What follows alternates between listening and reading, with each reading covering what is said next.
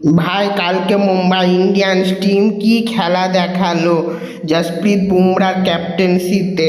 মানে বলার কিছু নাই, যেরকম বোলিং হয়েছে সেরকম ব্যাটিং হয়েছে, আর ফিল্ডিংটা বলতে গেলে মোটামুটি হয়েছে। এই ম্যাচে মুম্বাই ইন্ডিয়ান্স টিম ভালো খেললো ঠিকই, কিন্তু একজন আর খারাপ করে দিয়ে চলে গেল, গরিবদের খারাপ করে দিয়ে চলে গেল। যাদের কিছুই ছিল না, যারা এলিমিনেট হয়ে গেছিল, তারা এই ম্যাচটা জিতে গেল। আর যাদের একটা মানে চান্স ছিল কোয়ালিফাই করার টপ ফোরের মধ্যে, তাদেরকে একবারে তাদের অবস্থা খারাপ করে দিয়ে চলে গেল মুম্বাই ইন্ডিয়ান্স টিম।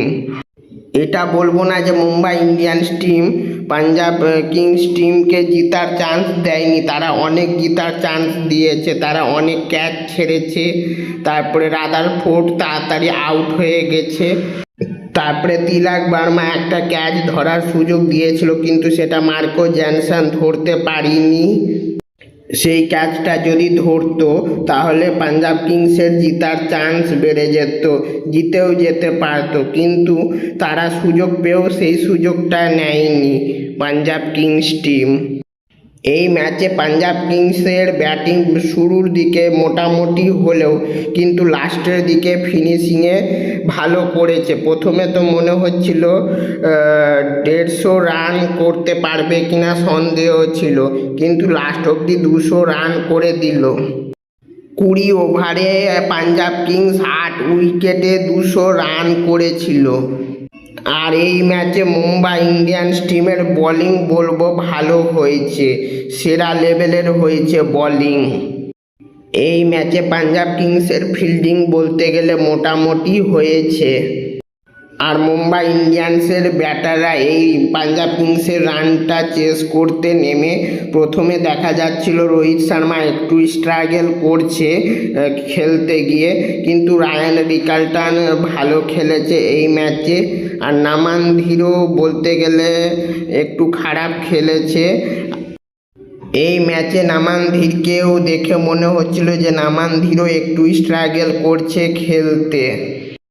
আর এই ম্যাচে তিলক বর্মা একটু আসতে শুরু করলেও কিন্তু লাস্টের দিকে এসে ফিনিশিংটা সেরা করেছে উইল জ্যাক্সের সঙ্গে। আর রাদারফোর্ড তো মনে হয় পাঞ্জাব কিংসকে জিতানোর জন্য নেমেছিল, সে এসেই আউট হয়ে চলে গেল, মানে বেশিক্ষণ টিকে থাকতেও পারলো না। এই ম্যাচে পাঞ্জাব কিংসের বোলিং মোটামুটি হয়েছে, তারা একটু মার বেশি খেয়েছে। এই ম্যাচে মুম্বাই ইন্ডিয়ান্স টিমের ফিল্ডিং মোটামুটি হয়েছে। এই ম্যাচে যেই টিমের জিতলেও কোনো যায় আসে না, আর হারলেও কোনো যায় আসে না, কারণ তারা এলিমিনেট হয়ে গেছিল। তারা এই ম্যাচটা জিতে গেল, তারা জিতে কি করলো, তারা না জিতে পাঞ্জাব কিংসকে জিতালে পাঞ্জাব কিংস টিম হয়তো পয়েন্টস টেবিলে 4 নম্বরে থাকতো, তাও একটু লড়াই করতো। পাঞ্জাব কিংস টিমের কাছে একটাও ট্রফি নাই, তারা যদি লড়াই করে সেই ট্রফিটা যদি জিততে পারতো। মুম্বাই ইন্ডিয়ান্স টিম এই ম্যাচটা না জিতে পাঞ্জাব কিংস টিমকে জিতিয়ে দিত, তবুও তারা যদি ট্রফিটা কোনো মতনে নিতে পারতো। মুম্বাই ইন্ডিয়ান্স টিমের এই বছরে আর ম্যাচ জিতেও কোনো লাভ হবে না, কারণ তারা এলিমিনেট হয়ে গেছে এই বছরের আইপিএল থেকে।